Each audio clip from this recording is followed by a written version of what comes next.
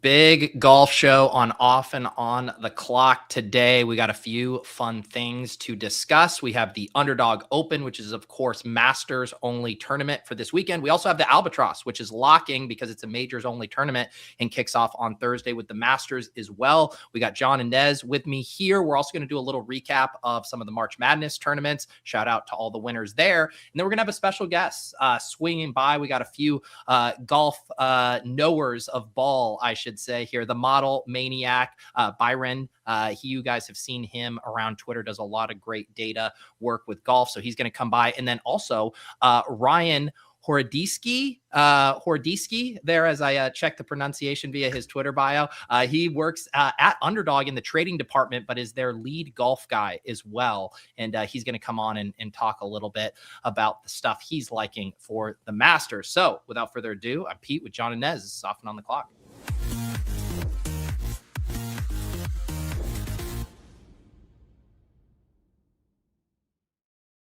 All right, guys, we're back. I missed you last week. It's been 2 weeks since our last show, but we're ready to get back in the saddle here. Yeah, it's been a minute, man. How was your trip, by the way?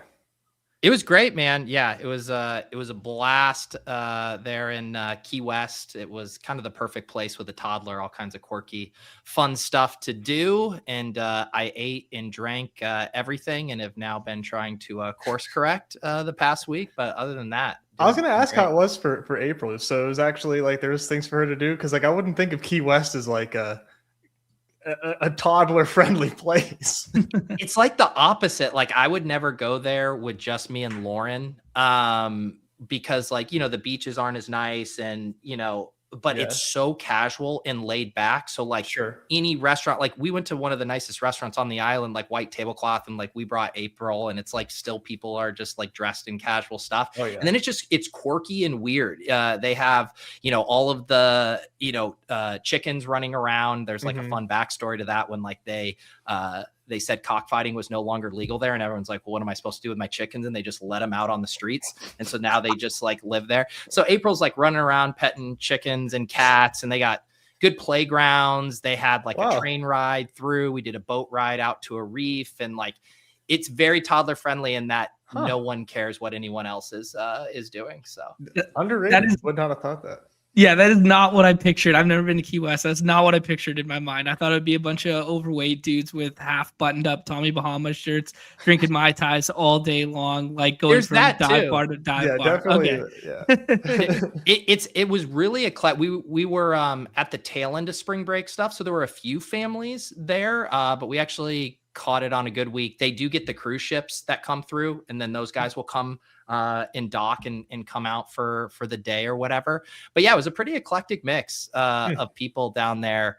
And again, I do recommend it for a toddler. I really think there's enough. And we just did a ton of pool time too. That's all day at the pool. But what's been new in your guys' neck of the woods here? Obviously NBA season rolling on. I know you guys have done some puck stuff. What's good for you guys? Yeah, I mean, we got one of the ugliest NBA slates of the season today. I mean, that's what Mike dubbed it in his breakdown there. But start of baseball has been really fun for us. But really nice to see the prize pools filling in such a large way. Baseball has kind of been we've been doing both. We've been covering both, but NBA taking a little bit of a backseat right now until we get to the playoffs, and really focused on baseball right now because people are frothy for the baseball. It's been really encouraging to see like 5K up top prize pools consistently for main slates. Yeah, big time baseball mode right now.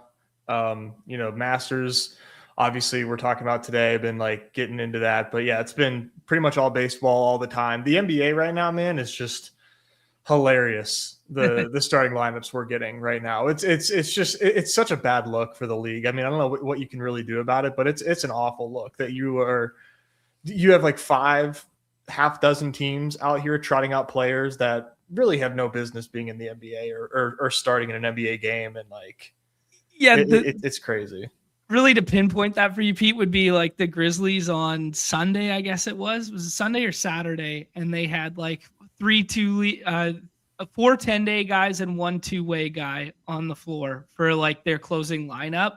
And then yesterday's slate, Ryan Roper is getting drafted like a decent amount because it looks like they're only going to have 9 bodies, something like that. And he was the two-way guy who had a triple-double, played 39 minutes or 40 minutes with a triple-double, and then he's inactive yesterday. Like just, oh yeah, we're just not going to use a day on his contract today after like the greatest game of his life. Like it's just, it's very wonky. Man, so you're saying if I were to play some NBA DFS these days, I would be learning a lot of new names? Very much so. Yeah. Yeah. I mean, today's a big enough slate that you might not have to learn new names, but yeah. Awful. I will say our plan tentatively is next week to do a final dance show. Because I think that contest locks on like Wednesday or Thursday next week. So we could squeeze one more show in on Tuesday. I know we promised the people a dance follow up there. I would like to get in a few more entries into that as well. Have you guys still been trickling in entries to that or too busy with other stuff? I've been focused more puck guy just because it's locking first and we did the show this week or whatever, but I'll definitely be getting those guys in. That landscape has really shifted. Like Wemby got hurt last night, came back to the game, then left early again. Now, obviously, Luka and Austin Reeves are out until the playoffs. Like, if then they come back, like, who knows? So the landscape of the Western Conference has really shifted. There'll be a lot of like interesting stuff to talk through for that dynamic. Yeah, that'll be a fun show. There's a lot to cover from the time that we talked first time to now, and like how much of that came to fruition and everything. So yeah, that'll be a fun conversation. That'll be a whole episode's worth. I don't want to even get started on that, but I've been like trickling in entries there. Literally, I think is it 4 through 10 or 5 through 10 in the East is like still up for grabs. Like there's so much that is yet to kind of like settle there, which is really exciting, which is fun in that regard. But yeah, the injuries in the West kind of stink. But yeah, baseball has been good though, man. It's like John said, the prizes have been filling, consistently. Numi went for it yesterday with the 45K early lock, but it basically covered rake. So, nice. People still filled it. Yeah. If we had that extra half hour yesterday, that would have filled for sure. Mm-hmm. We also need to shout out some of the winners of our bracket battle groups. There was a Deposit Kingdom group with extra added prizes from Underdog. There was a Badge Bros group. I think one of the only kind of funny things about it is because you couldn't set different lineups for different groups, that the leaderboards look very similar because shocker, the people who are good at building brackets are also good at finding all of the free rolls on the site and enter all of the same ones. But I'll quickly read the top 10 here for the Deposit Kingdom, and then you guys can tell me if you have anyone different in the mix on yours. I have first place, ESP 025 takes it home with 167 points. Of course, has the correct Final Four and correct champion there. Username Evan Silva, not to be confused with the actual Evan Silva there in second place.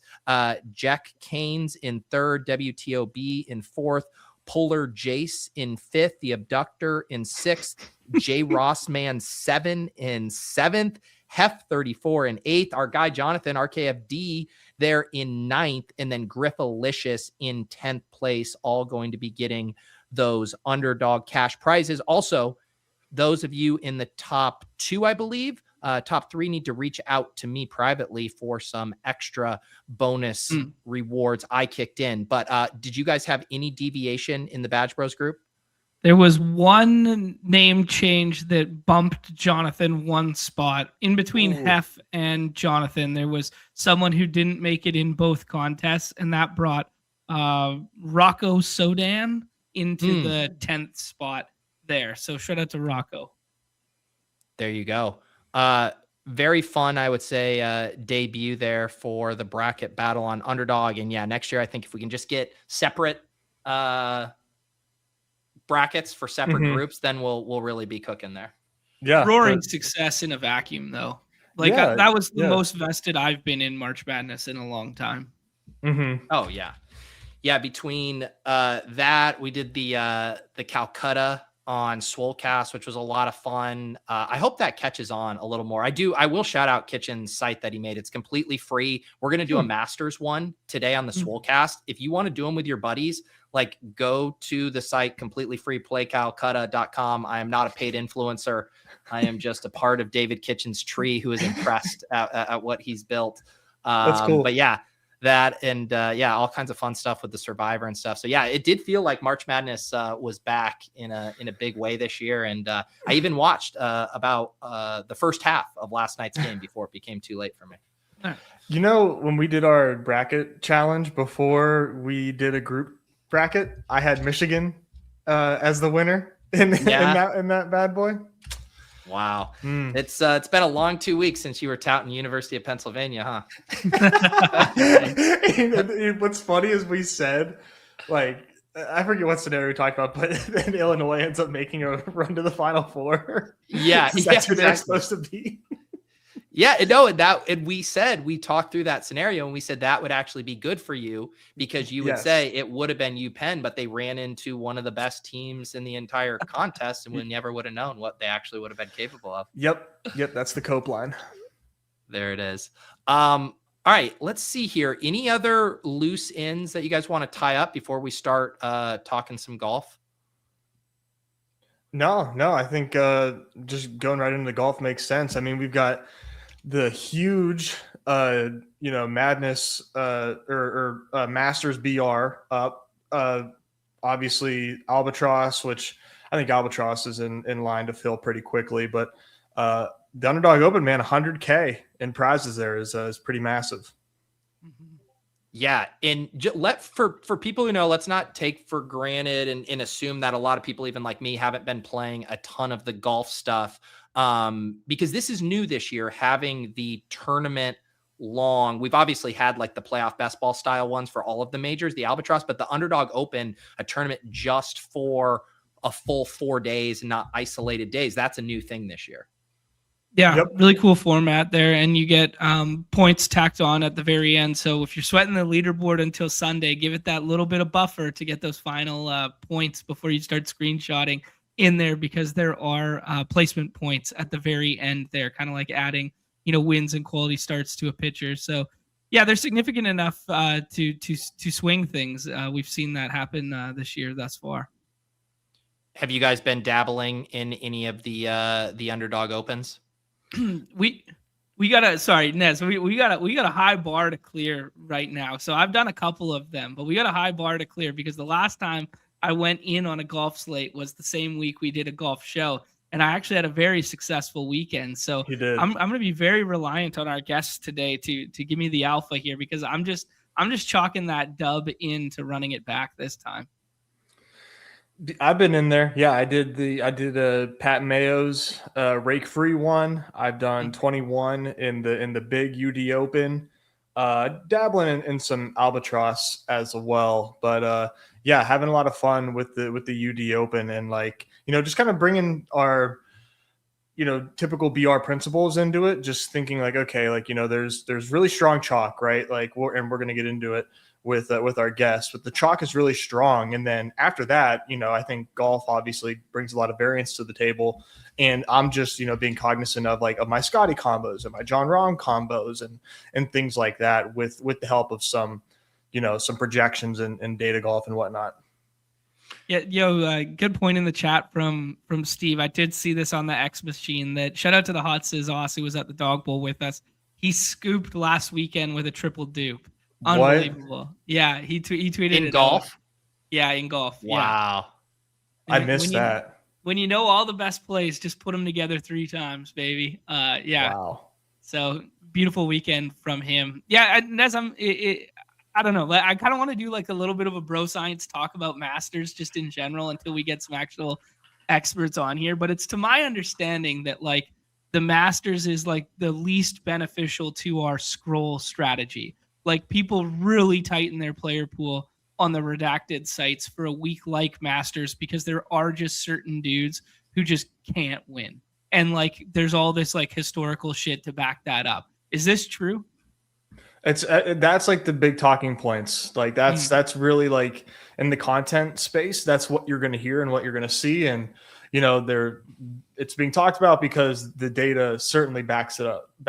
Now, I think there are certain exceptions to this, and they're not like strong scrolls necessarily, but they're players that I think by ADP are overvalued, but I still think have shots at doing well. Like there's some really young golfers here that are good, but like they have no success in the Masters. So people are just like, oh, like if you're using like data golf's like base model, if you were to like take that, export it, and use it for underdog ranks, like Akshay Bhatia, for example, they're really big on like course fit and how in historical performances, is my understanding.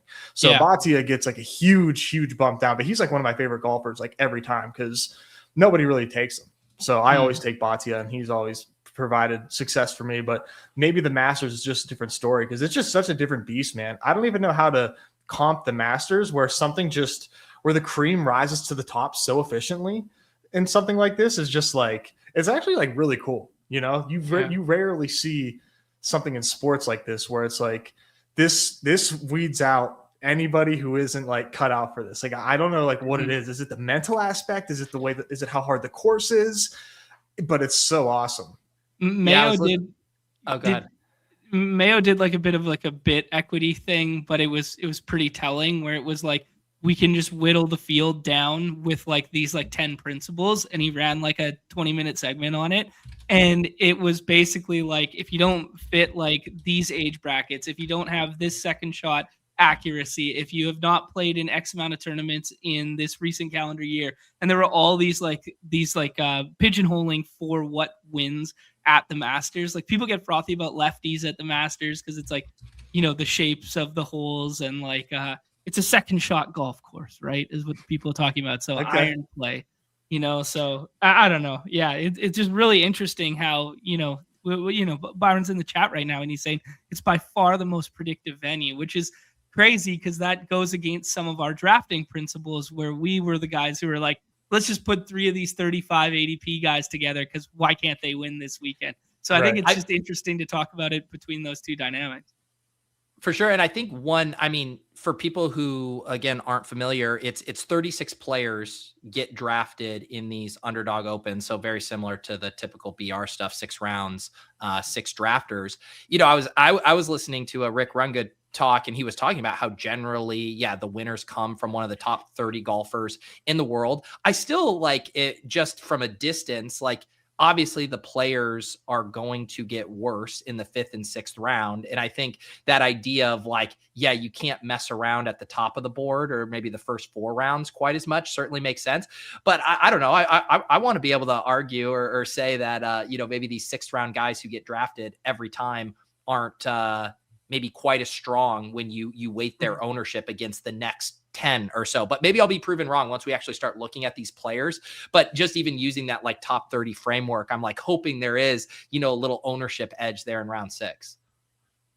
Yeah, because you're not even necessarily looking for guys to win the damn thing in round 6. It's more so like avoiding popular golfers that may end up missing the cut, like, oh, these guys are getting drafted in round 6 every time. And, they're missing the cut, but you scroll it a little bit, you get a less than 50% drafted guy that, just happens to make the cut and continue to score points for you. I mean, that alone obviously is a lot of the leverage here. You don't need these guys to win you the damn thing. Right. Yeah. Go ahead, John. No, I was just going to ask about the top of the board here because I think this is the spicy takes season at the top here because my bro science is, Scotty's not playing well, Rahm's playing well but not winning, Bryson's winning, Rory has all of the burden on his shoulders of last year's champ, and there's only ever been like 2 repeats at the Masters. Schauffele's like everybody's about this dude. Cam Young won, and his draw from a righty fits the course. Oberg, like everybody just always loves Ludwig. I don't know. What are you playing at the top here, Nez? Because I want to know if you got the alpha. No, the definite issues with Scotty's current performance. I believe his wife just had a kid, so potentially something going on there. infecting the mentals. But this dude just like flips a switch, I think. Like I would be hard pressed to not take Scotty and any opportunity I got. But I think there is some leverage in taking, just playing Rahm every time, because Rahm plays the Masters really, really well. So, if you think that there's something going on with the Scotty fit and you just want a little bit of leverage, like, hey, I think that this is a coin flip.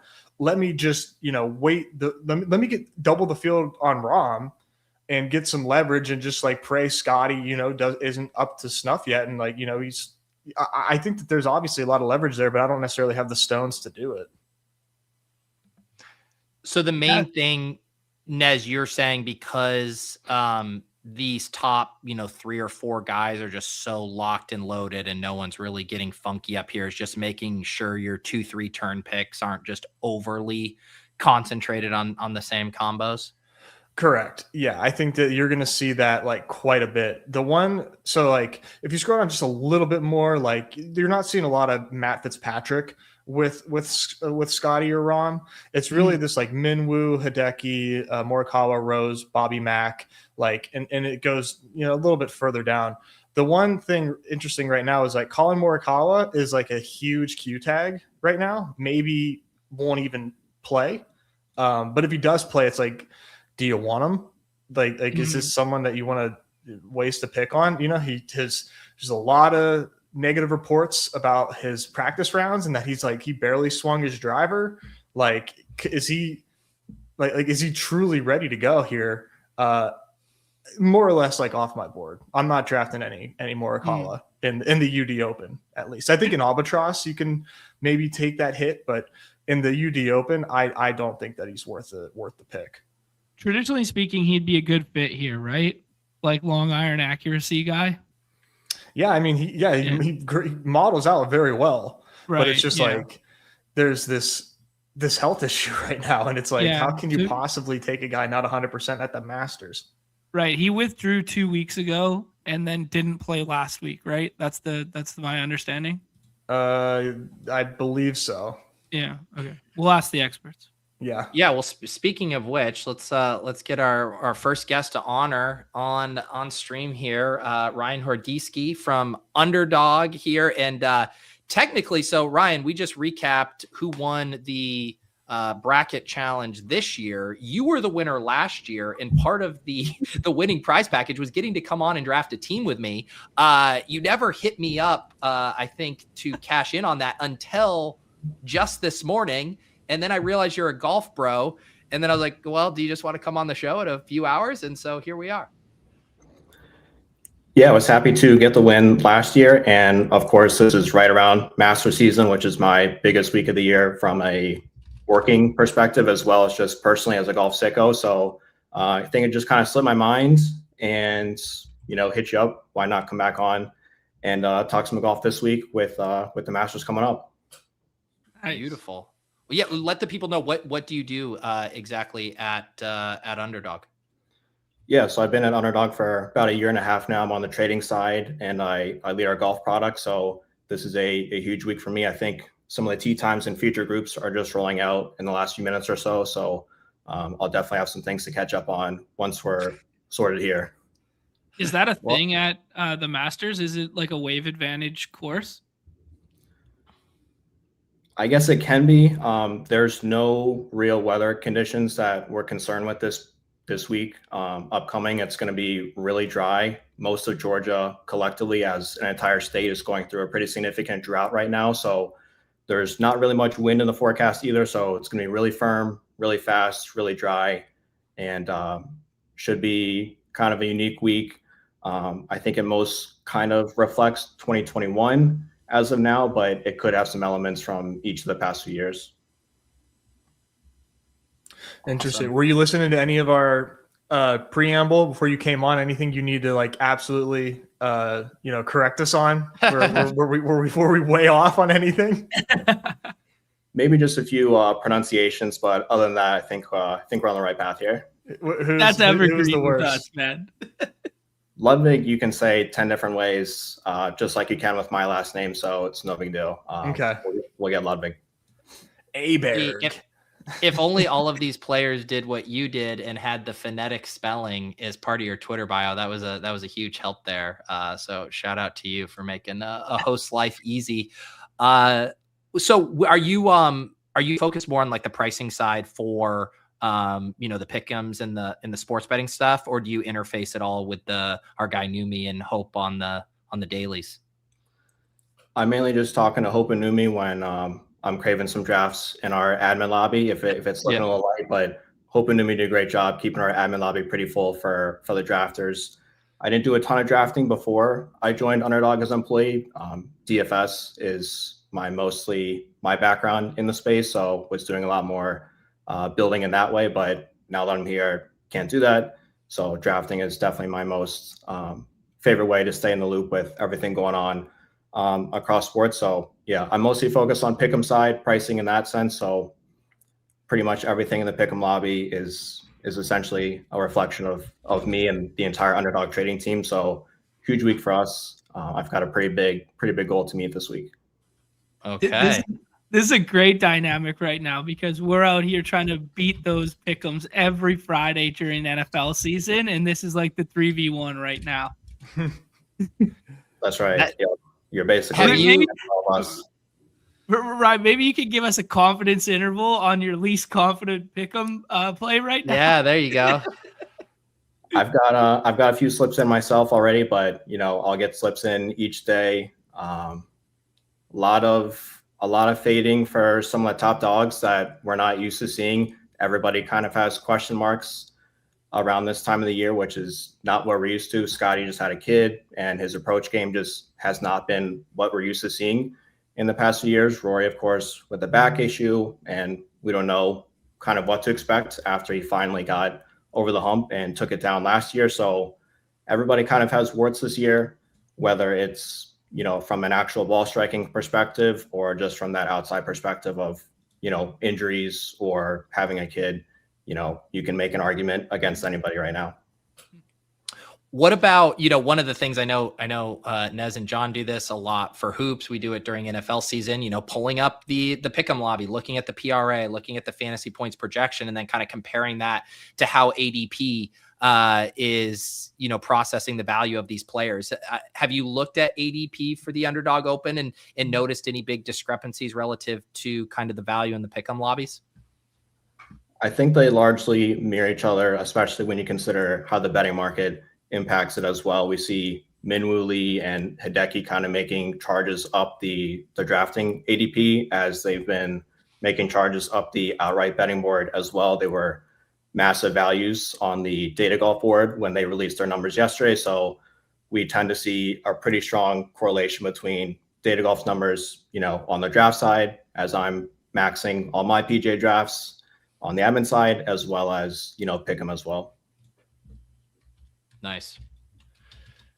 Do you have any thoughts on the viability of scrolling down, going a little off the board here, or would you recommend people to keep it pretty close to ADP and just really being conscious of your combos? I think you can scroll a bit here, but not too far. Round 5 and round 6, you're really just hoping for guys that can rack up some birdie points or that can get you a top 20. It's really hard to envision somebody outside of the top 10, maybe 15, winning at Augusta any year, even this year when it's a bit more wide open, as we mentioned before. But it's not one where you want to be just scrolling all the way down. I don't think so. Yeah, that kind of seems to be the sentiment with like everyone right now. Is there anyone who like profiles at the back end here as like a good fantasy point scorer then? Like, Spawn wins last week, Bridgman won earlier this year, but it's his first time at Augusta. Like I'm looking at like the archetypes of golfers at the back end here. Can you like maybe just shed some light on anyone who could be a potential birdie scorer or who could give us like, a make the cut and usable scores at the back end? Back end, I've been taking a fair amount of Adam Scott. He's going drafted in every draft, but he's in that round 4 to 5 turn. I think excellent ball striking coming in pretty much this entire year so far. He's really struggled around the green and putting so far this year, but of course he has a green jacket in his closet, and up until missing the cut last year, I think it was 15 or so straight made cuts, including that win and a couple more top five. So he knows Augusta really well. He's got really good ball striking coming into the event, and I think he can find the putting and the round green prowess that you do need here. Much more interested in around the green. You almost never see somebody who's crushing at putting come away with a win here. It's been the lowest strokes gains stat for the last 4 or 5 winners. They just don't have to rely on putting here. It's so heavy on around the green. That's interesting because it's such a difficult place to putt, right? Because it's so fast. So like it just mitigates even the best putters. Is that like the takeaway? Yeah, and you miss so many greens here. So I think you're usually hitting 55 to 60% of greens here at Augusta. And even hitting the green or missing, it's really important to be in the correct spots because the greens are so big, they're so fast, and most of the time it takes players a few years of playing here before they kind of learn the intricacies of each of these greens. So that's why we haven't seen a debutant since 1979. You'll hear that in the trends.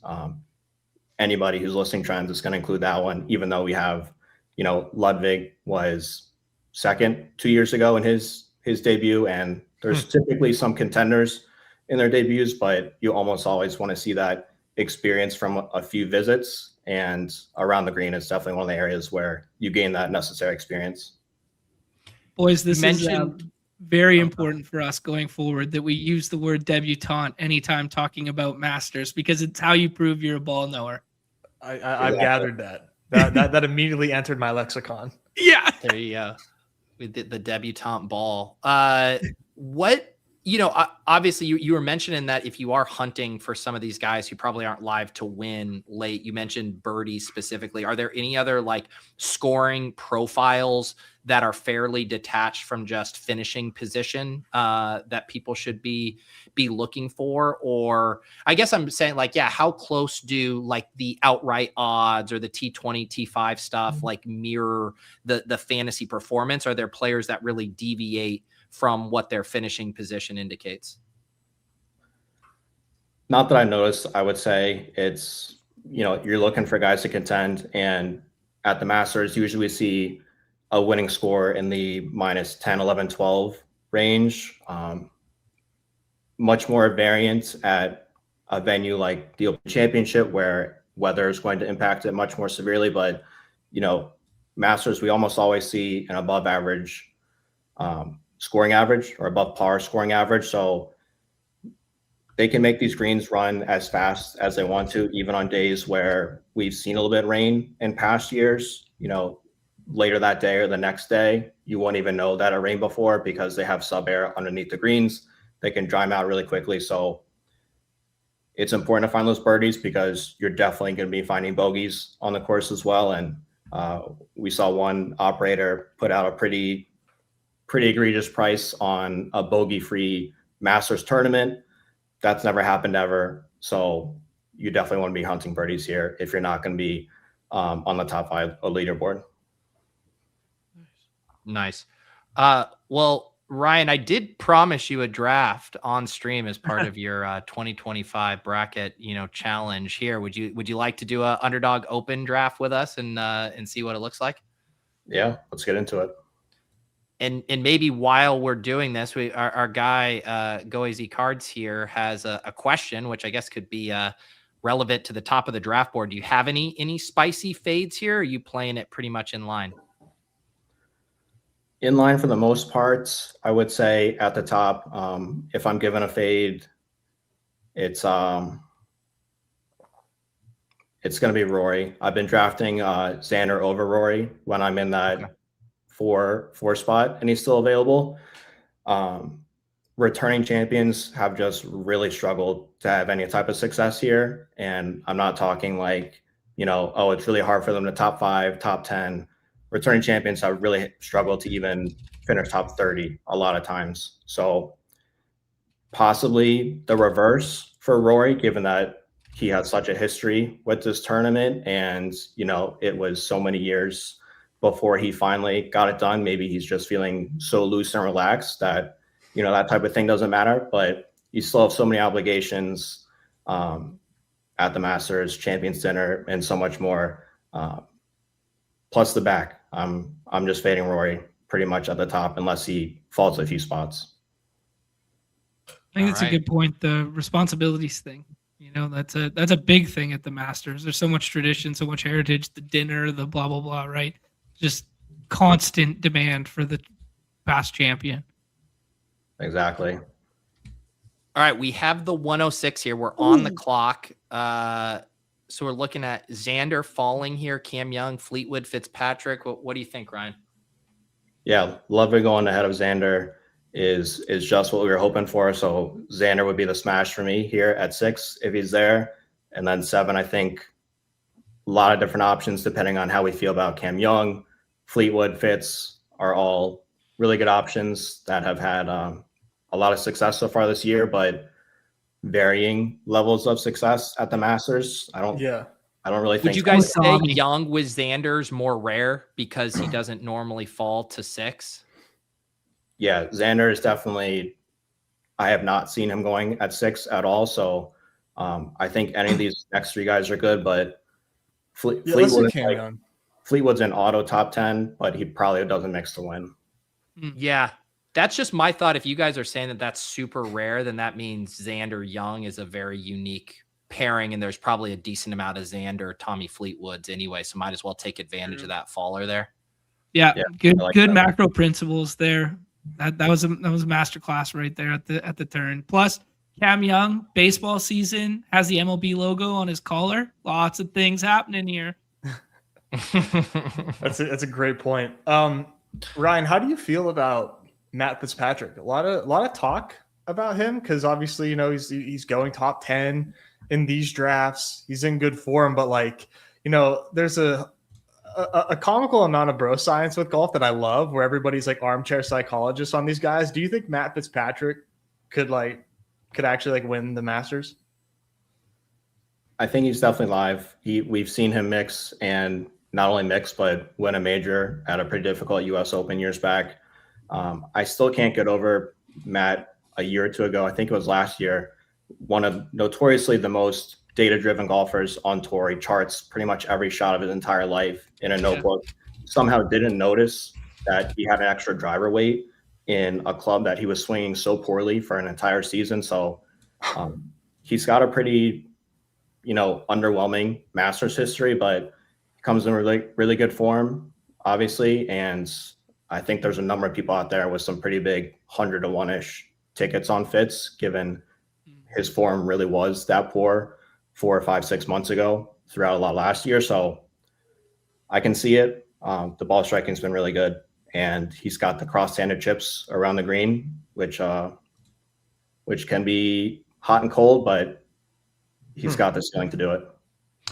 All right, we're OTC here. Goddard up goes. We're looking at Morikawa, Spieth, Koepka, Siwoo Kim, Knapp, Henley here. What do you guys like? I'm a Siwoo guy. Siwoo lacks a little distance, but around the green, he's got the magic. No issues with Siwoo at all. And I agreed with what you guys said on Morikawa earlier. Just no go. Huge red flags. If he had come in his press conferences yesterday and, assured us that he feels good, he's ready to go, different story, but he didn't do that. He only chipped and putted by all accounts yesterday, so it's just a total avoid for me. All right, then Models who would like this Spieth second a pick? lot. What do you like, Ryan? Let's just go Spieth. Spieth has been disappointing the last few weeks coming into an event in his home state. Really good approach numbers. Just could not get it together putting. Almost dead last this past week at Valero, but we know he's got the ability to really contend at Augusta. You know who picked Spieth for one and done at Valero? This idiot. I may have had him as well, and so we were disappointed together. There you go. All right, so we got Xander, Cam Young, Siwoo Kim, and Spieth here from the 6 hole. 2 more picks coming up at 30 and 31. Ryan, who's like who's the one dude who stands out from this back, like let's call it round 3 onward, that could actually win this weekend? From round 3 on, Goddard's got the debutant issue going for him, but we've seen him win multiple times on year this year so far. So he's probably one of my favorites in that range. And Patrick Reed, of course, we know he loves Augusta and kind of been quiet the last month or so, not playing, but he's got a couple wins already this year on the DP World Tour, and we know he's excited to get back into the PJ Tour mix with all of his old friends.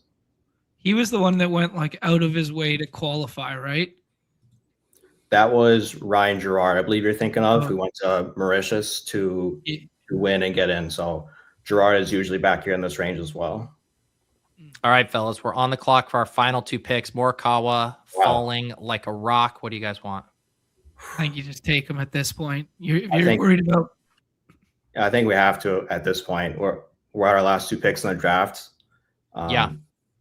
Swing for the fences here.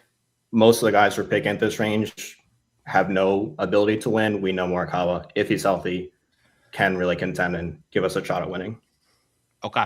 And then our final pick here, and kind of dovetails with our question. Do you have to play it from the top, or is there a scroll here who could be fun? This is floors, not roars. I think you take Adam Scott, right?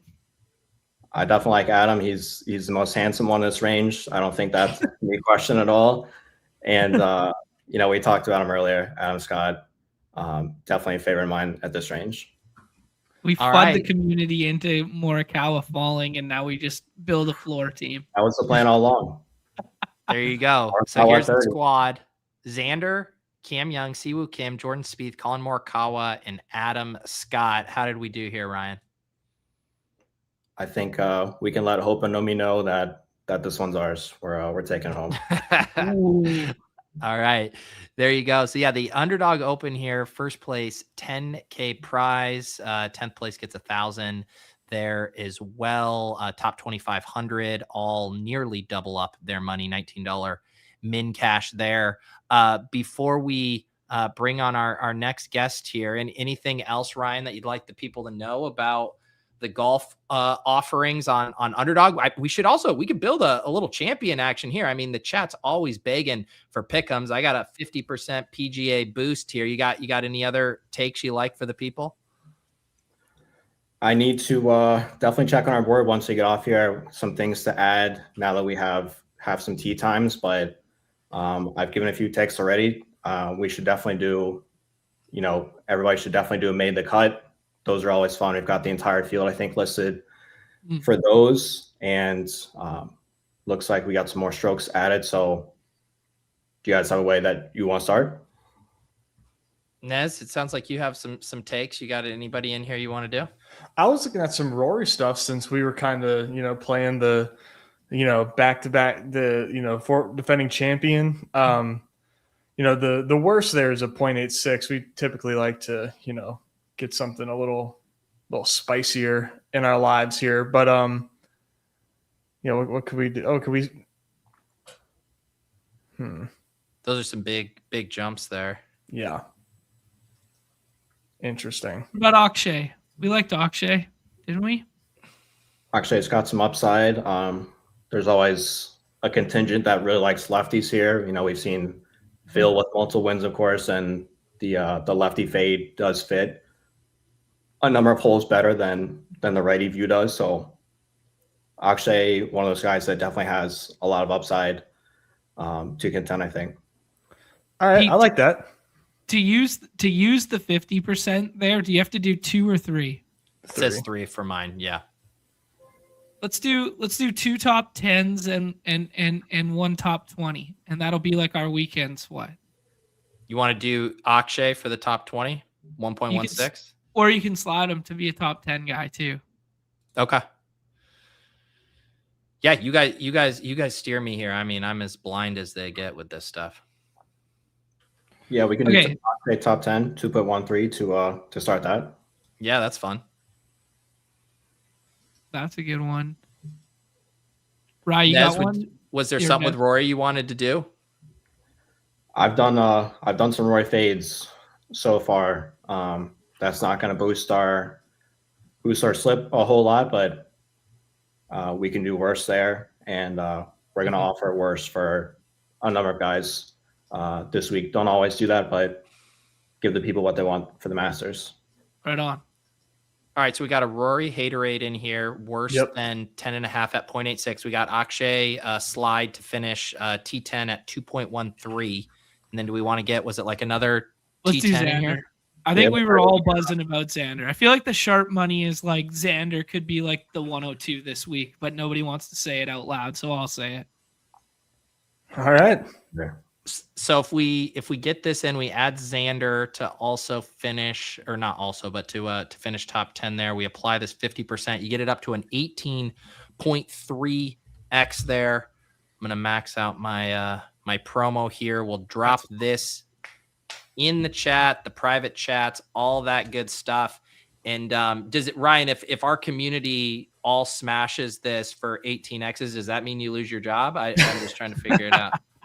Yeah, I've already paged the risk department, and they're going to be escorting you off the site immediately.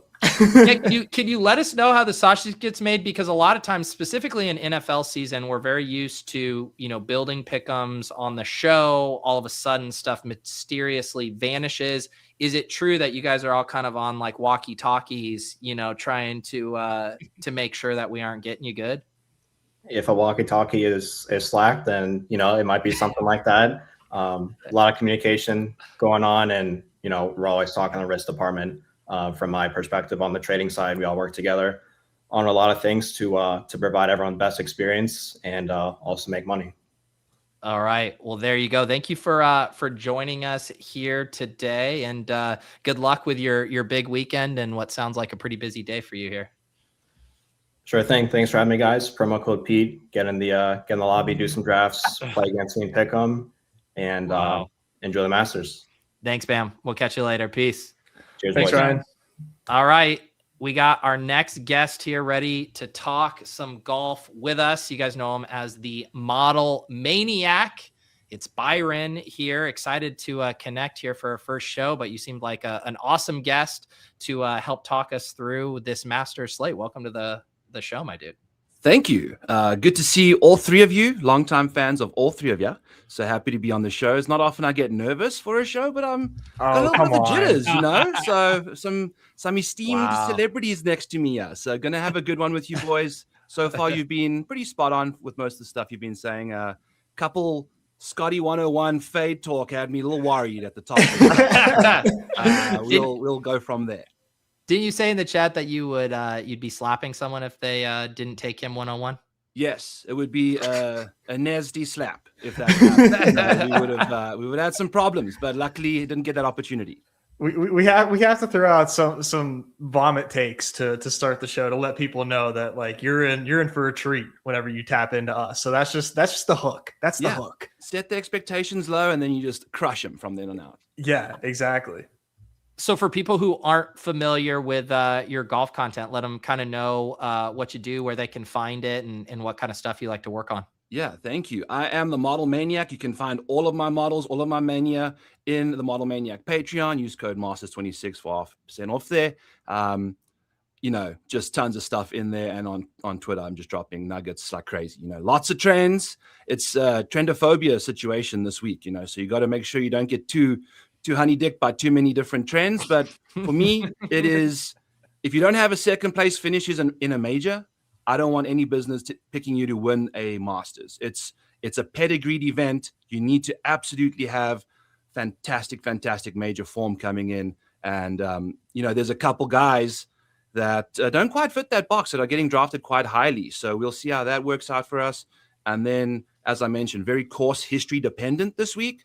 So there's some guys. There's one name we're going to be taking in the second round who's going in the third that has more major Masters top 10s than 4 other names going ahead of him combined. So I don't know what people are doing. They're getting a little trended up. It's confusing. You got to keep it simple, stupid, and off we go. So we'll see how that works out for us. I don't have a lot of patience, man. Who is that? Can't tell you because it's going to be sniped. You know, he went early in the field of the last round. So, Dude, you know, we got to grab him when we can.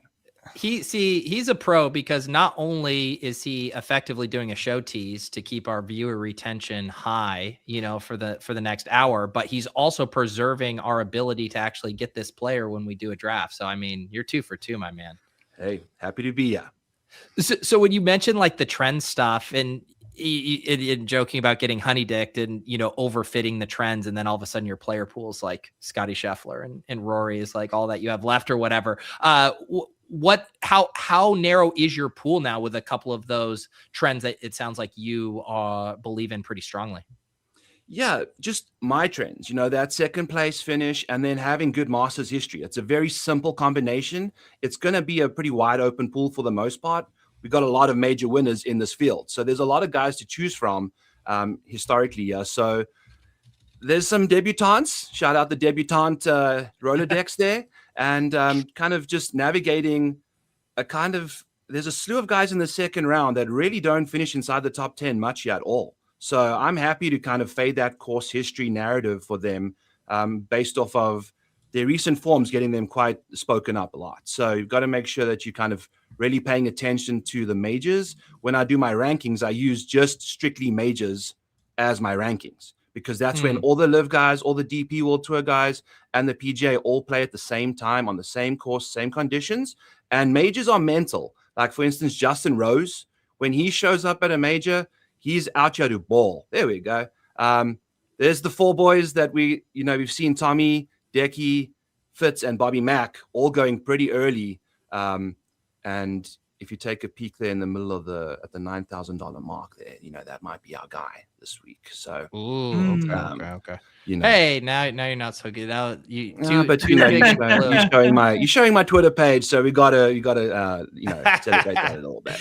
Yes, please follow Byron at the Model Maniac here for all these charts and all this goodness. It's really interesting. Like, the Masters is so different than anything else we talk about on this program because we're so quick to poo-poo historical narratives with other sports and be like, oh, that's not sticky, that's not whatever, where it's like, and we'll be like, that's a fish trap, like classic fish trap to think about these historicals.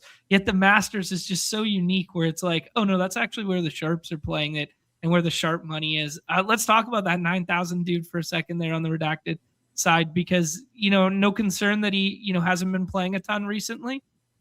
No, because this is course history. He was on live for a couple years before that. They also have had multiple weeks off leading into the Masters in the past. And he's in the same boat as a lot of other guys. There's a multitude of names at the top of this board that haven't played golf in at least 2 to 3 weeks. So it's not like you're isolating yourself with that kind of a schedule. I think you're kind of part of the majority of the top end of the board here. So, you know, like looking at these names, I think Ludwig, Tommy Fleetwood, and Hideki. Those are like the 3 names that I think I remember from the Valero, who at least played last week in monsoony, hurricaney, lightning situations. You know, so is that even a good thing? You know, these guys are still drying off their shoes this week. So it's like, I'm not entirely sure if that was good, but at a course like this with course history so strong, these guys know what's up. You know, they're going to show up here and they know exactly how to play this venue the way they need to. And if you're playing well this year, that's all I need from you. There you go. It sounds like are you in all the different streets, salary cap, DFS, underdog? I'm sure you're putting a betting card together. Are you playing around in everything? I'm a man of many trades, Pete, and I typically try to pride myself on the prop bets, you know, top 20s, top 10s, because I've had so many second place finishes when I've bet them outright. It's absurd. You know, I'm on the brink of insanity at this point. So kind of just trying to center myself around the risk averse type placement markets and kind of, you know, remember what I'm good at. Is that why you like that trend of a top 2 so much? Is because you're just always the bridesmaid there? Buddy, you know, I've been the flower bro, I've been a groomsman, I've been at all in the weddings, but I've never been more of a bridesmaid on the DFS streets or the outright markets than I am right now. So, you know, I've got multitude of dresses. What, 27 dresses? Is that the movie? I think so. Wow. I don't want to open old wounds, but, you know, I did cheat a little bit. I did a little bit of homework, watched your stream last night a little bit. And it seems like you're a really big Rosie guy. You already talked him up a little bit. Did you have him last year? I did. Oh, I'm so sorry. Yeah. And then I had Nikolai at the Houston when Gary Woodland had the fairy tale ending, and my guy finished second to the guy that if he lost, everyone would have hated me for having that ticket come through. So I'm like the evil stepsister type thing in all of these movies, and it's just kind of brutal. But this is the year. What is it like in the golf touting world? I'm sure your Twitter feed looks a lot different than mine. Is there this element of people just like spraying on so many outrights just so they can show the one winner there, or is it you got to post the card ahead of time so people know you actually have a core that you're invested in? We keep a very tight neighborhood security type thing on the Twitter side of things. Yeah, if you don't post a card, it's void, and if you post a card that's more than like 6x return, like if you're putting too many names on the top of your card there, that's only going to have you getting like 3x back. That is not what us outright golf bettors on the Twitter streets are about. We are 7xing it as like the safe point. And, it's the Masters, so you can kind of overextend a little bit. But if you are betting to win like 3-1, 2-1 type things with the overall arching, encompassing part of your, wow, I said 3 of those same things there. But that's basically what we're getting at for the card, right? Is it's just too much. So I think you got to make sure that you keep it tidy. I like that. Have you posted your official card yet? I've had bits and pieces. I've mentioned it on all the shows. I'll be typically doing that as we, tomorrow is when I put my card out typically. But off the top rope, I've got a Patrick Reed 45-1. Technically, it's a 90-1 that I bet at the beginning of the year, but you can get him 45. Harris English 100-1 is also another name that I'm in the mood for. And then I've got Ludwig at 17-1 as well to win this week. So. Okay. Eyeing out a Justin Rose outright. I'm still watching a couple more videos, some presses, trying to get a feel for that. And then Bryson as well. I'm trying to pick between those two. Might add them both, actually. So we'll see how it goes. Wait. So hang on. You, is this like coach speak index, but for golf index, like hearing these guys talk at the podium could sway a numbers model bro like you? I heard Justin Rose, he was doing a drive-in video, which I don't even know how legal that is in the States, but he was doing a driving video and mentioned that he's installed a mini driver into his set now, which helps you hit draws around these golf courses. You mentioned the lefty narrative. As a result of that, they can hit those power fades with modern technology. It's a lot easier to hit a fade with a driver. So they can whip those drivers around the course that right-handers have to use like a 3-wood or a mini driver to get the correct spin to go, hooking right to left on most of these holes that, require a draw. Interesting. Okay. There you go. You got to grind that tape for all those micro edges. Yeah, it's fun. It's fun. That's the Cam Young thesis, right? Like that he just has that nice draw like that for a righty. Yep. He's, that's the thing is you've noticed a lot of successful guys, like for instance, Wyndham Clark, but he's never going to, the one-hit wonder at the US Open had 0 trees in the way for that swipey fade of his, and he's never going to succeed you unless he figures out how to hit a draw properly. Justin Thomas as well. He hits that nice fade, but he doesn't typically drive it well enough yet to keep it in play enough at the Masters. So we won't be drafting any of those names. Let's see here. I'm looking at your Twitter feed. Here's another graphic you had put up here. Finish in major since 2021. Was there anything in this chart that was interesting for you? Yes. Hideki Matsuyama is a very interesting name because he is the Masters winners of 2021. But if you take a look there, he's only missed 1 cut in majors, which is absurdly impressive in that stretch. But he's only had 3 top 10s. That's the smallest number, along with Brian Harman, who's also a very small man.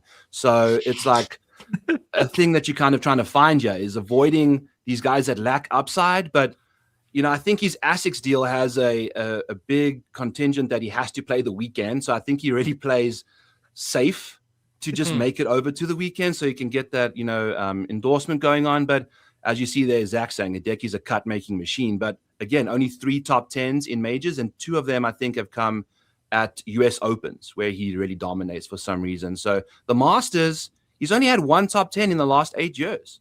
And that's Hideki Matsuyama. We take him in the 3rd round. I need a top 10 from you historically. And this is a course history dependent venue. If you don't got it, you don't got it, So it's interesting to see. What about, it seems like a lot of this data, you're obviously going to get more toward kind of like their median outcomes. What about the guys who are super volatile that can be, finish first, but they can also miss the cut? Obviously people are always looking for a little bit of value. Does anyone come to mind in that kind of framework? Justin Rose, 9 of his last 19 majors have been top 16. I think 7 of the other 9 are miscuts. It's insane, like how volatile he is. And it's all, I've often said he's a 45-year-old man now, 46. And he's obviously an elite athlete for his age, but I think he's the best competitor in golf right now when it comes from a mental standpoint. And if you're using any of his lead-in stats to a major, he's not going to grade out well for you at all because he doesn't give a shit. Like he's just going to completely, he's been in his video, he was driving in the car, he's saying, I've been thinking about the Masters for the last 4 weeks.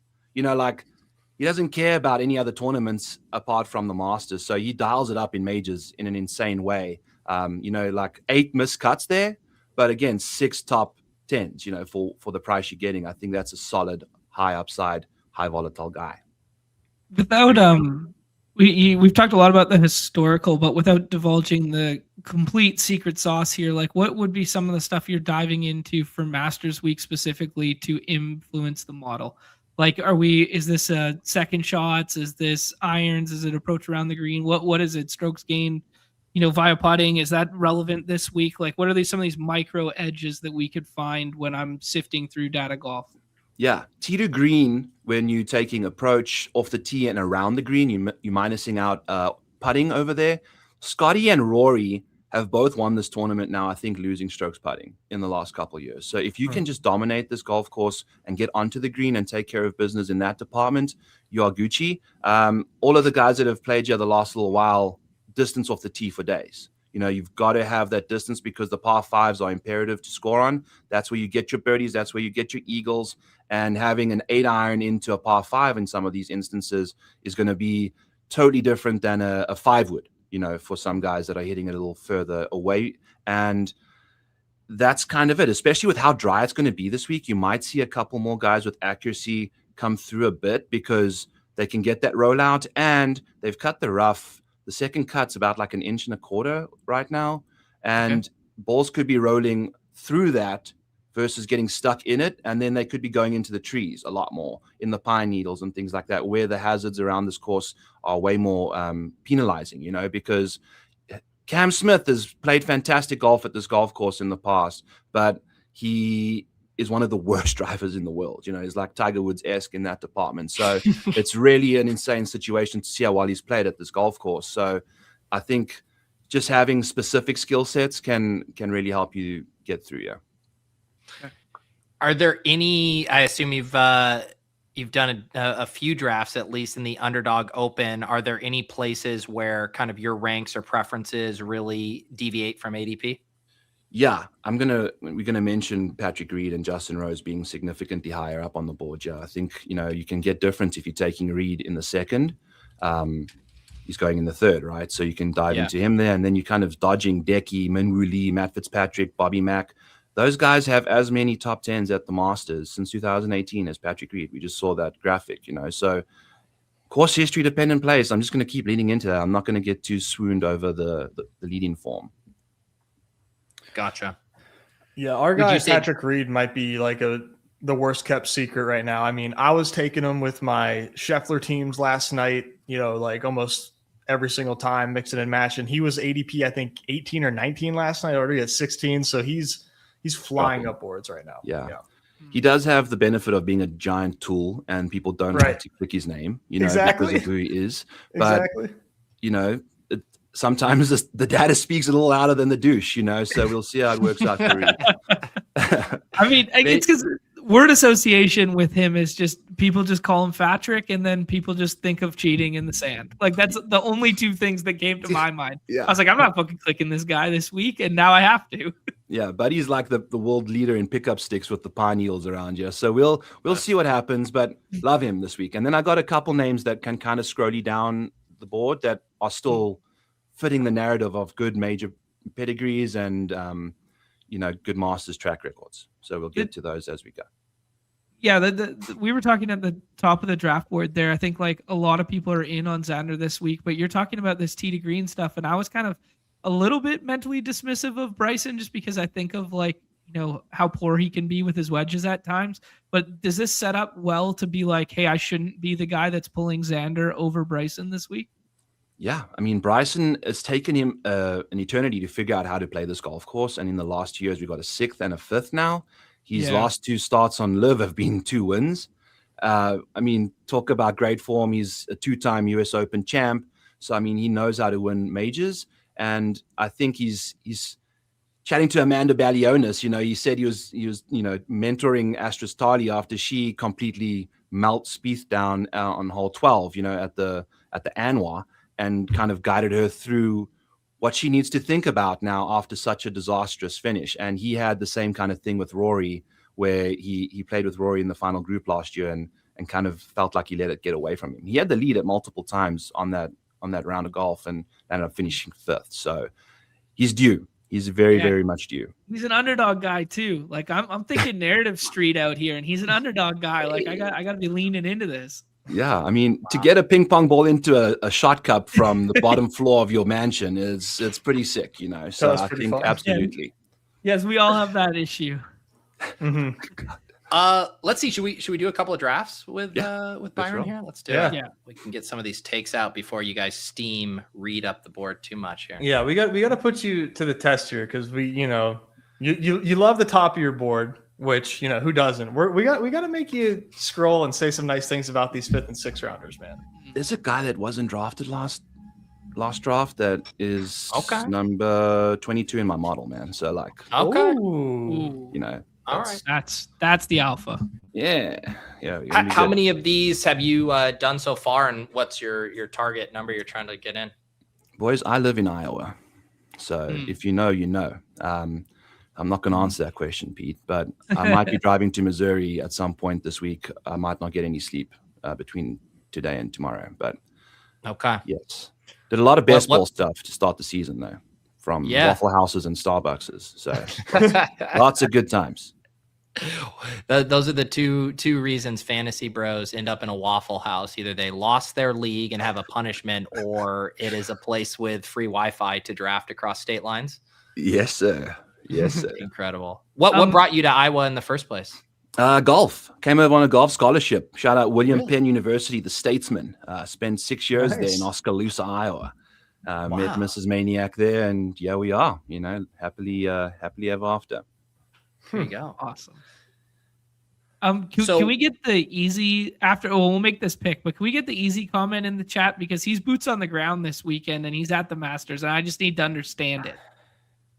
Firm and fast apex height stat of the week. Translate that for us after we make this pick. Xander goes over Rory. Are we buying the Dipperino here? Let's go with Ludwig in the spot. Nice. It's not often the defending champ top 5s at this course, so it's okay. I'm not doing anything with Rory this week. All right. Okay. All right. Rory and Fleetwood go. So then we're back to these kind of same options we had in the last draft. Cam Young, Fitzpatrick, Min Woo. What do you like, Byron? Let's grab Reed. Let's go. Yes. Yes. Let's fucking get it. This is what I'm talking about. John has never been more excited than to flip the board here. Apex height, where the ball touches the sky. Guys like Matt Fitzpatrick, it's a little lower than Scotty Scheffler can hit it a mile high. Rory, you've seen him fly over those trees and all those incredible shots that he had. I think, guys that can hit it particularly high, looking at this board, Rahm, Scotty, Bryson, typically the faster your ball speed, the further you hit the golf ball, the higher you can hit it, because you can use more loft to hit it the same distance as other people.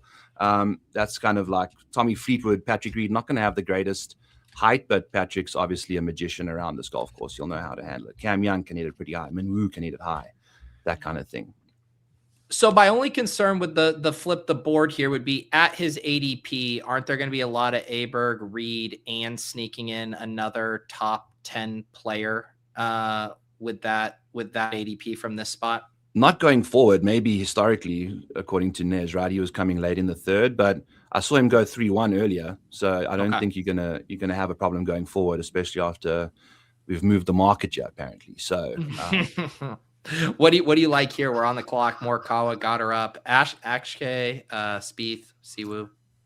Let's go with Jordan Spieth. I think, the course history, it's an obvious situation. He's been playing fantastic golf consistently. And, we're going to kind of stick with ADP in this department here. Okay. Morikawa and Henley go back on the clock at 4-2. All right, we'll go with, I want to say Chris got her up, but yeah, at this point, we go with Chris. I think he's won twice this year already. He's a debutant, like we've said, and he can hit it 1,000,000 miles in the air if he wants to. He can also keep it super low. I don't mind him down in the 4th round here at all. Yeah. All right. Aberg, Reed, Spieth got her up through 4 here. Hang on a sec. Did you say Spieth was in good form? Weren't we just saying he played awful last week?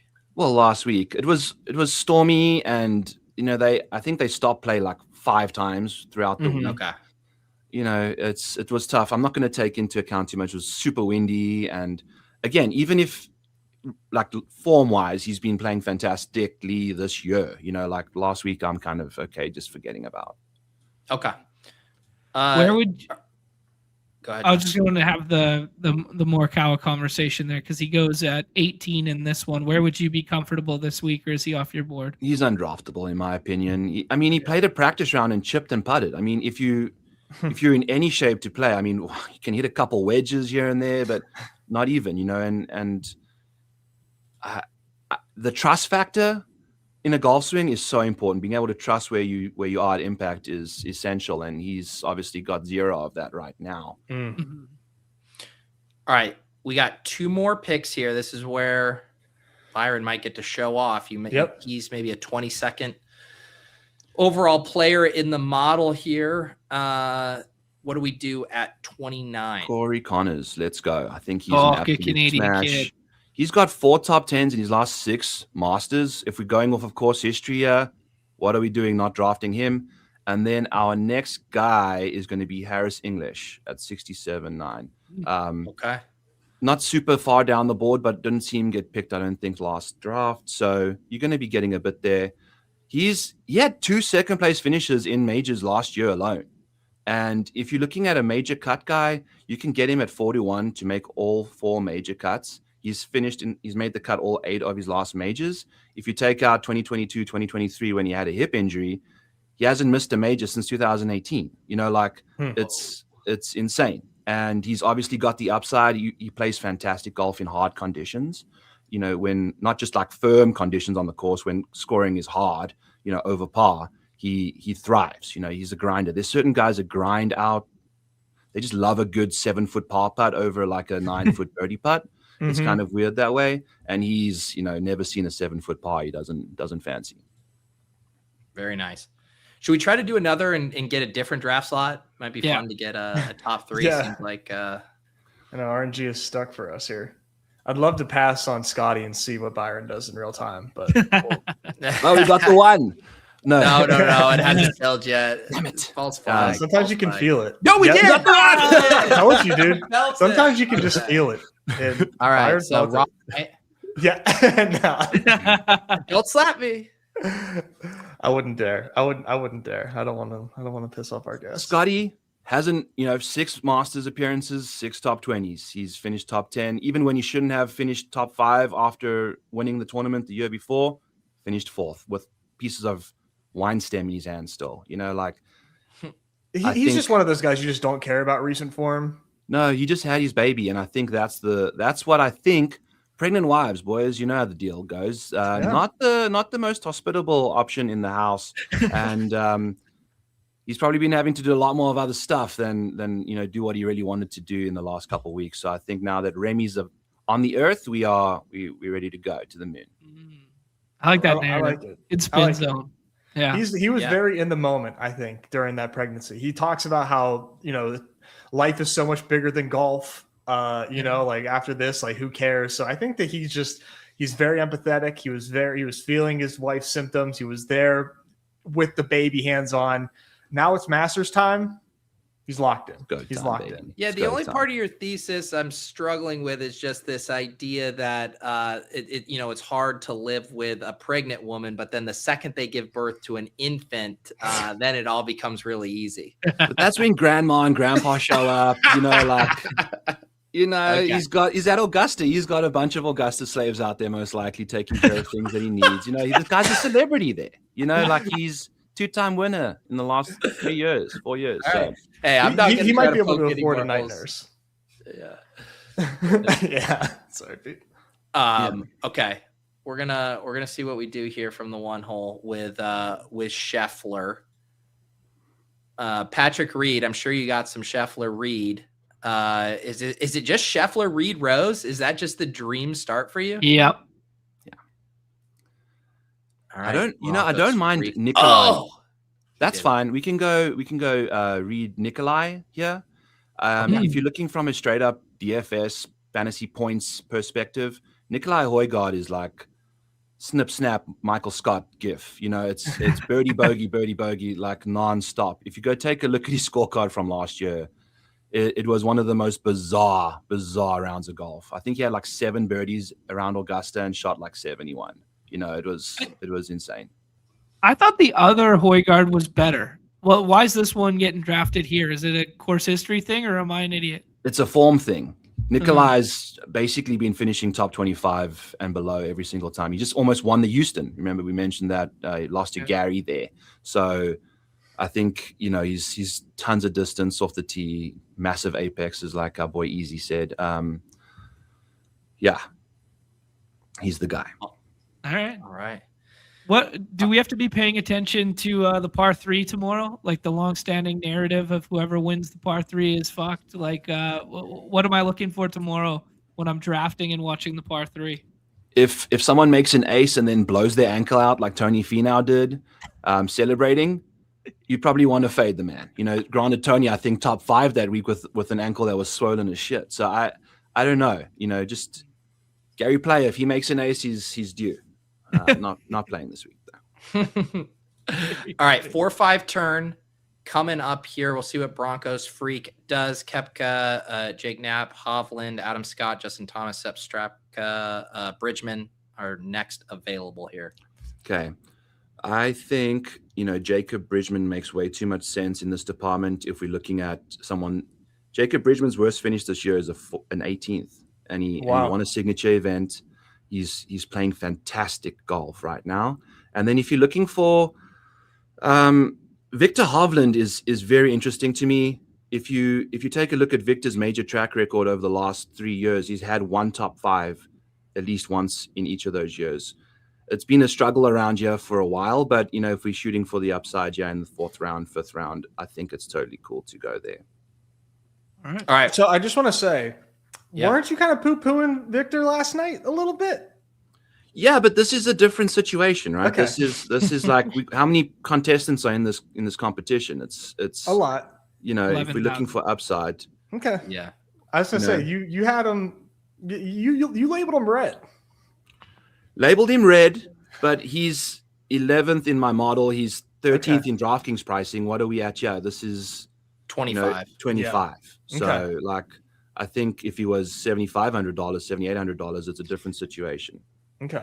Right. So his price is pretty frothy on DraftKings. Yeah, his $8,800 is the 13th ranked guy there. So, so what you're trying to say to Nez is that you don't hate players, you hate prices, and you hate ADPs, right, Byron? yeah, it's context matters, boys. I think it's important to understand what room you're in. Okay. Just There we go. speaking of context matters, Blake says, I knew that accent sounded familiar. Should have placed it was Iowan. So the context definitely matters. Very good. So Man, you what? guys Go ahead. No, I was gonna say, you guys want the signs this week? Yeah. My buddy works for PXG, and he was in charge of getting the bags ready for this weekend. And we play together on a hockey team that are called the Ducks.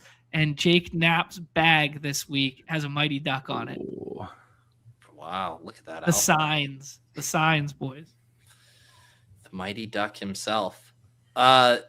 Byron, do you play a lot of golf still, or is that part of your old college days? No, I've got the stack system to my left. Yeah, I try and get my swing speed up there and do a couple golf specific workouts to keep myself mediocrely fat and play golf on the weekends when I can. So it's I was obviously tough, got to wait for the weather to come through for us. Yeah. All right, Mr. Irrelevant, our final selection. What do you got up your sleeve for us here at 6'6"? I'm going to tell you guys to take Sungjae Im. Yes. Okay. Sungjae Im, if you're taking a look at just course history in a weird way, Sungjae Im has just seemingly played fantastic golf at this golf course. Debut appearance, finished second. He's got an 8th, a 16th, and a 5th in his last 5. If you figured out this golf course, I'm going to go back to you. And he just, he has had a wrist injury, but showed up to the Valspar and almost won the tournament until he realized he was in the lead. Not going to need him to win the tournament for us here at the 6th spot, but definitely can, pop pretty hard for us. Was he the one who was hacking darts in the trees at the Players? That's Siwoo. Siwoo Kim is hacks Siwoo hacks darts and Okay. downs Red Bulls. I mean, the guy, I think he has like 3 or 4 Red Bulls a day. It's insane. So it's insane. It helps him slow his heart down. He says it's like as a menace, a total menace. God, we live in an era of disinformation when it comes to health Incredible. and nutrition. I blame clavicular. All right. So I know you mentioned you have an out in 15 minutes. What would you rather do, an Albatross draft or build a few pick'ems with some of your favorite angles?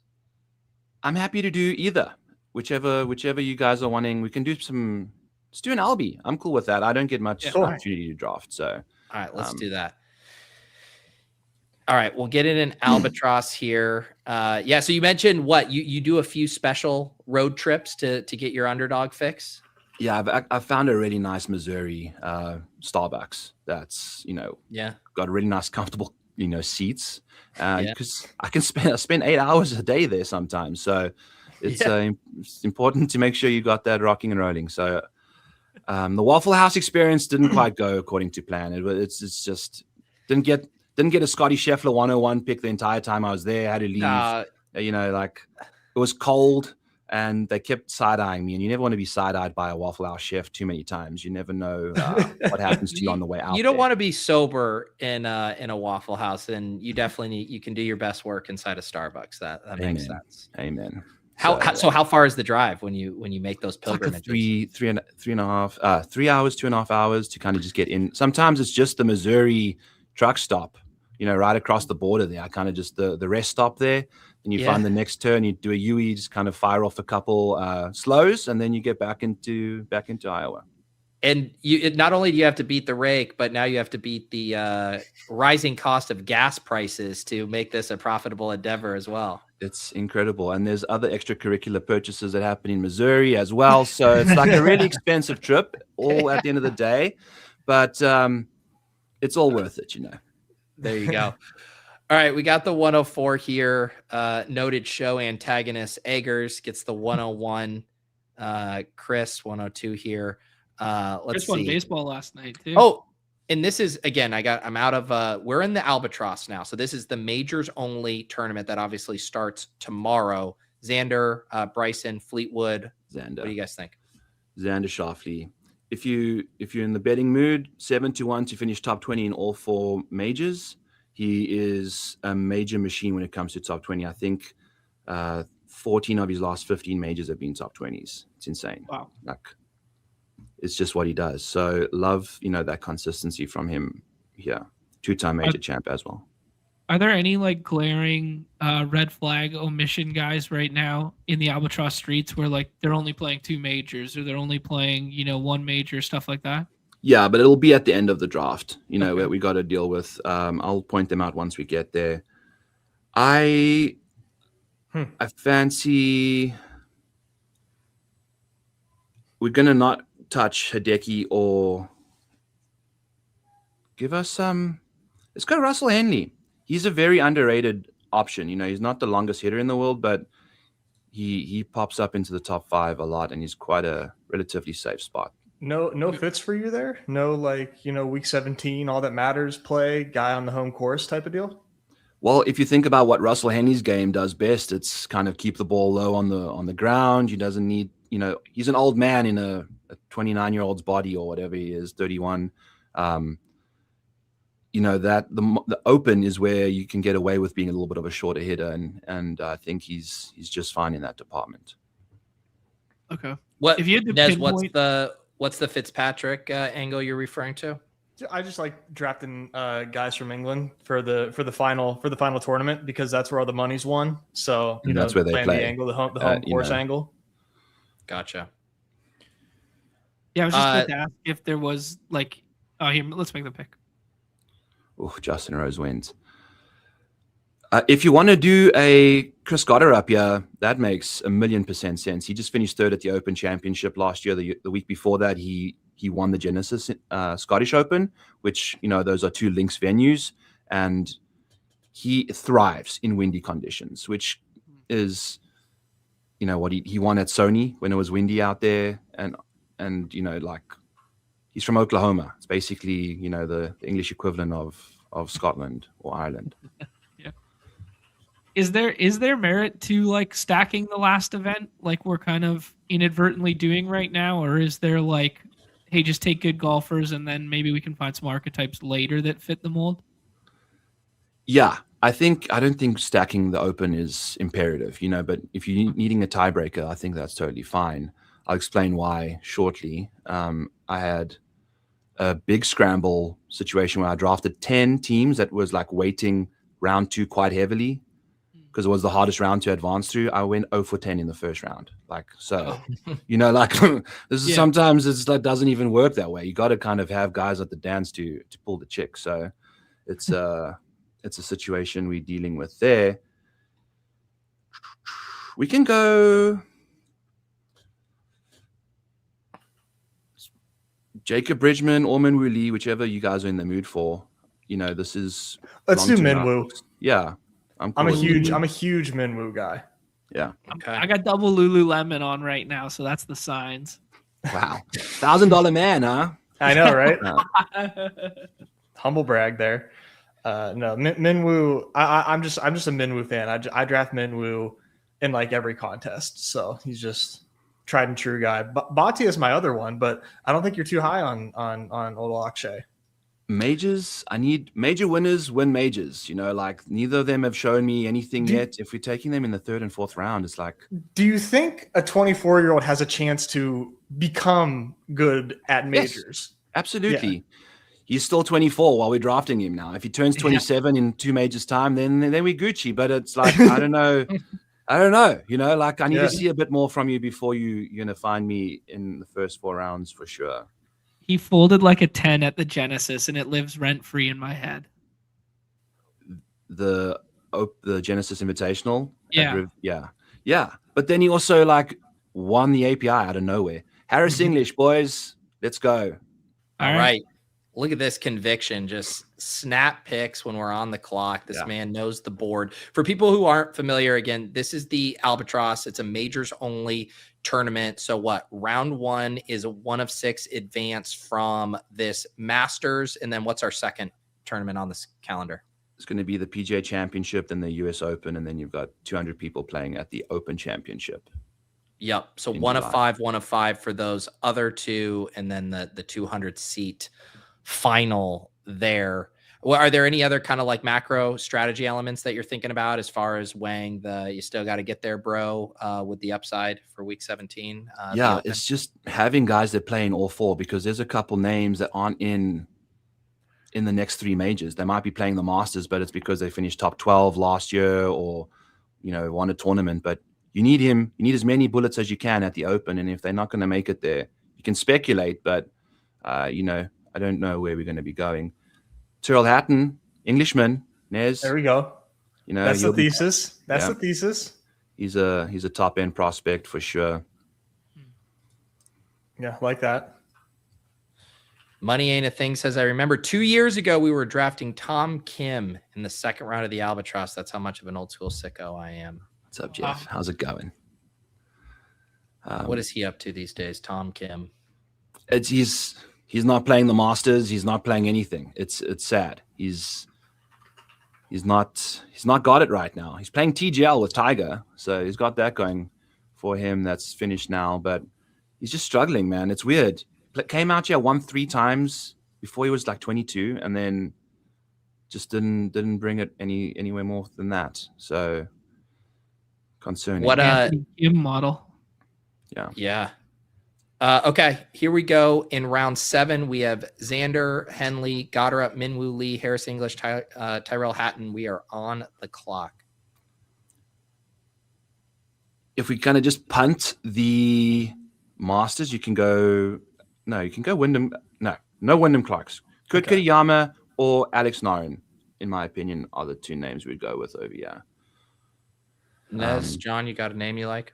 I take both these guys, so I'm cool with either. Let's go with Kurt. I like Kurt. He's got tons of distance. He just, takes care of business.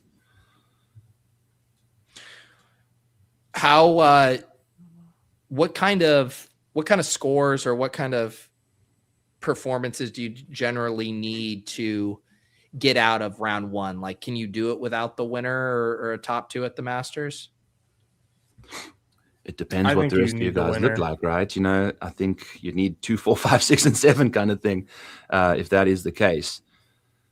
But if it's an abstract winner, I don't know.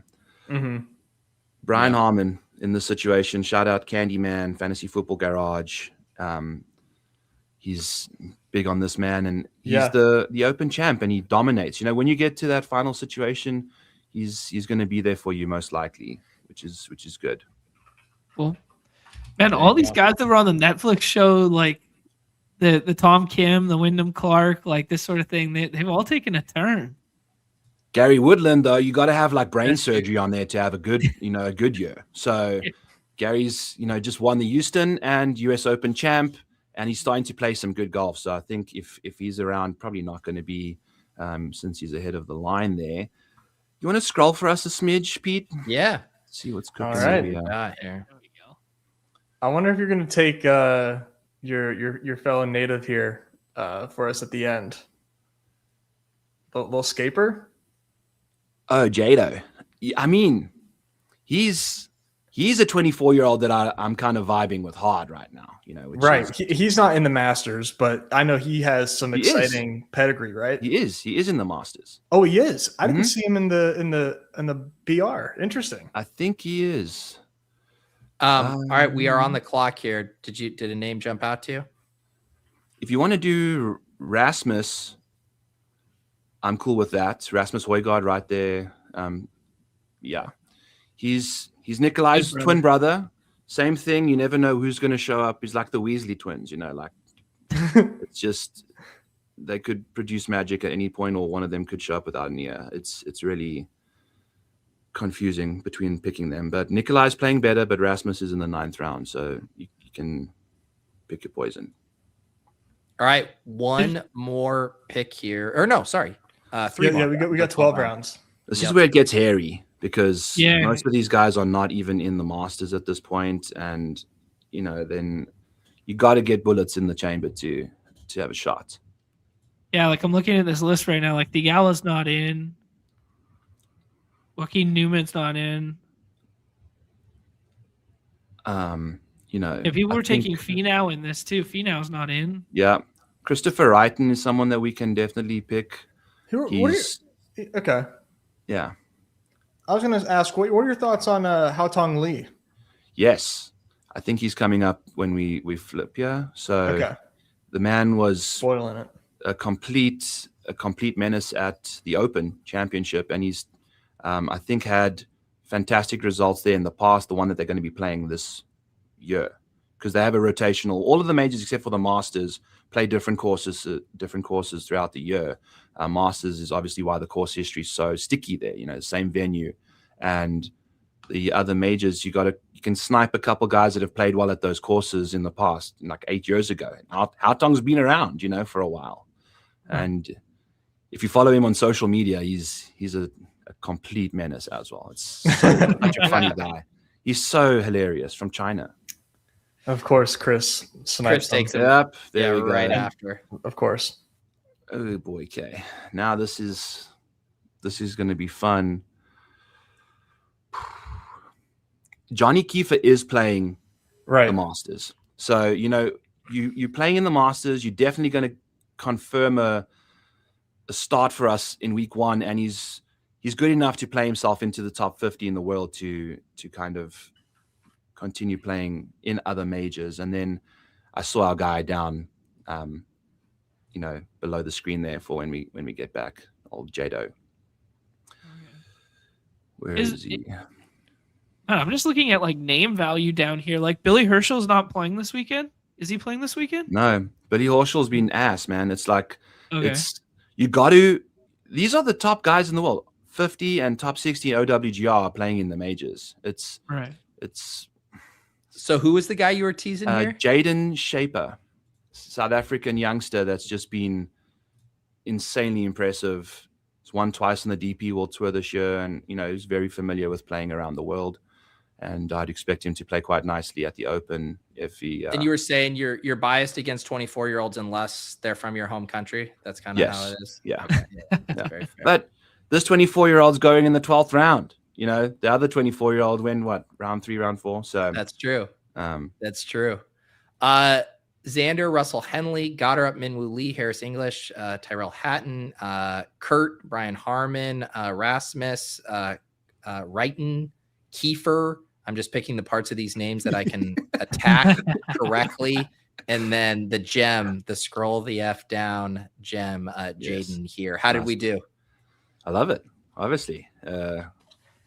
Wouldn't be here if we didn't. So we're going to need some magic from Henley and the boys at the top of the board to really give us what we can expect from them. But, I think it's a solid build. All right. Well, if this ships or any of ours, I am financing your next road trip to Missouri. All you can eat at the Waffle House. And, but someone suggested that it needs to be filmed, and that will be a stipulation that I'll need a vlog from the experience. We will take care of business. Don't worry. We're here for the people. So let's go, Xander, Russell Henley, and co. Well, you gave us a ton of good picks. People got to follow you on X, I think, to get the full card. I guess on your way out the door, I'm staring at another boost here in the lobby. Do you got any fun picks to throw at us here that we could do another pick 'em? Ludwig Oberg, tournament finishing position better than 10th. He's done that 2 times in his last 2 starts at this golf course. Mm-hmm. Let's go Rory McIlroy, tournament finishing position worse than 10th. Yep. We'll get anti-correlation. Be a course selection. Yeah. And we can go, if you just want to do Scotty Scheffler top 10, I'm fine with that as well. Okay. Keep it simple. He's a top 5, damn it. What about one of your guys? I mean, Reed and Rose, those were your flag plants. Yeah, I'm cool with that. If they're selectable. Okay, Rose. Straight up, you could play him 20.5. We could even slide him up to how confident top are you? 10 in him. Let's not get cheeky, gentlemen. Let's stay with the. That's all we do around here is get cheeky. Yeah, no, let's do Rosie top 20. 9 of the last 19 have been top 16s. Okay, all right. I think I already used my. We used our boost on the guy who is incentivized for us to lose. So now we have to. That's so true. Play Byron straight up. Yeah. Boys, though, I've got to make it to Jeff Feinberg's extravaganza in a couple minutes. Really appreciate having me on. Always happy to be back again and good to see all 3 of you. Yeah. Awesome. Meeting you. Thanks so much for coming on, and this won't be the last time. Good luck this weekend. Fantastic. Catch you guys soon. Bye. All right, peace. See you, Byron. Okay. All right, what was it? Okay, so yeah, I think in my lobby I have a general 30% boost. It looks like. Yeah. So that'll take a 6.07 up to a 7.59 for us here. And I'll share that one in the chat. So this is a better on the top 10. For better on Dave 20.5. And and then a And we have the worst, the Rory worst. Our card, our underdog card, depends on Rory not finishing top 10. Right. Love it. Beautiful. Any other things that you guys want to dabble with? Any other golf takes you want to get out? Any other pick 'em long shots? I think we covered it all. I think it was pretty good learning experience there. I think everybody's going to be honing in on this Rose plus Reed flip the board adage now. So might have to swing the market so far that we might have to find some pivots off of it now. But yeah, I'm looking here at he liked Reed, he liked Rose. And then his other, he said his long shots, he had Reed at 45-1. He said he had English at 100-1. Mm-hmm. Aberg at 17-1 there. What's English make the cut at? English make the cut is 0.68. Yeah.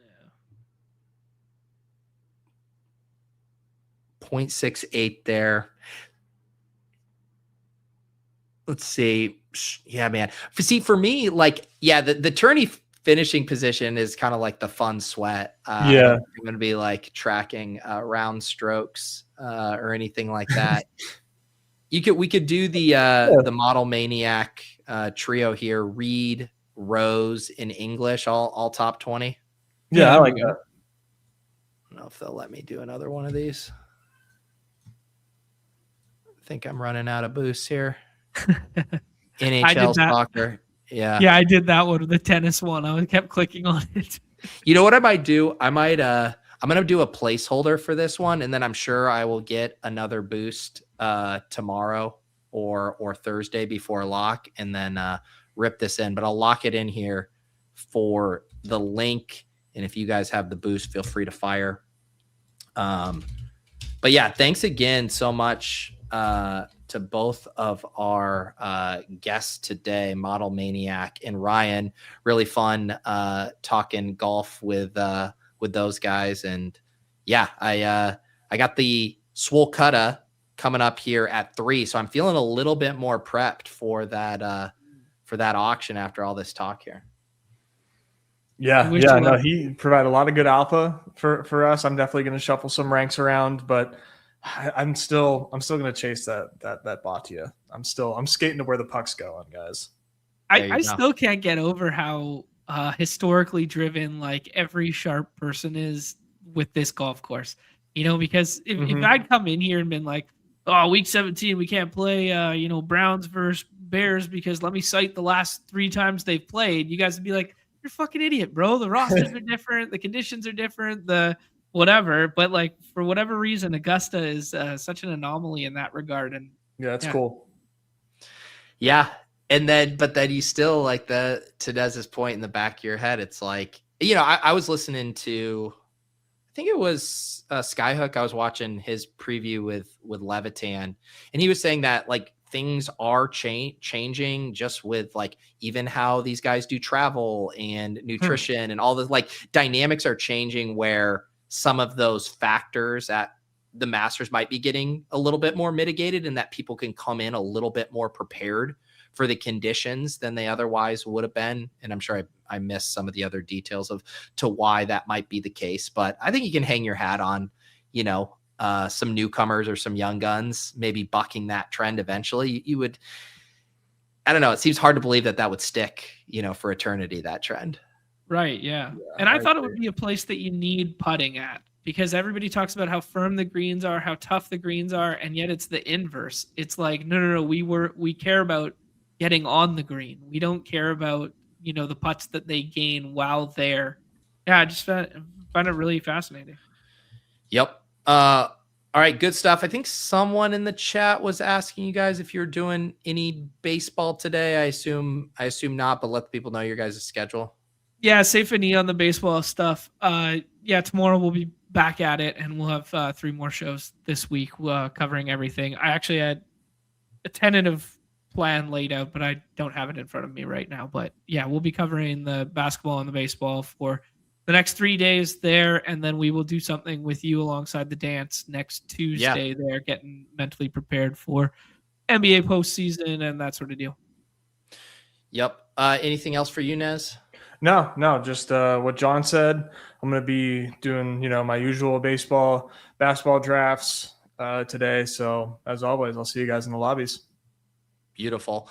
Like I said, I'm going to do Swolecast here in a little over an hour. It is our Calcutta for the Masters draft. So a live auction there, pretty fun dynamics, just seeing how people are pricing stuff in real time. You can check that out at 3. ADP Chasing is back tonight. Those guys have been on fire with the shows. Very much have been enjoying those. And then we're actually going to get the band back together for a Ship Chasing tomorrow afternoon, where I will get into the fold there as well. Thursday, I should have the Bash going. And I think Friday. Oh, yeah, I booked Denny Carter for After Dark Friday night.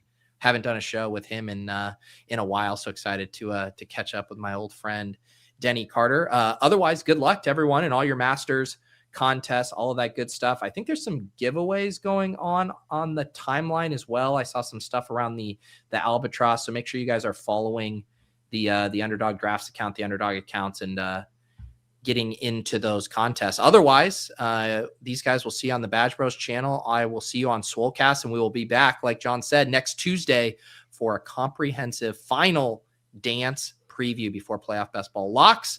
For John, for Nez, for our guests, Ryan and the Maniac Byron. We'll see you guys next time. Peace.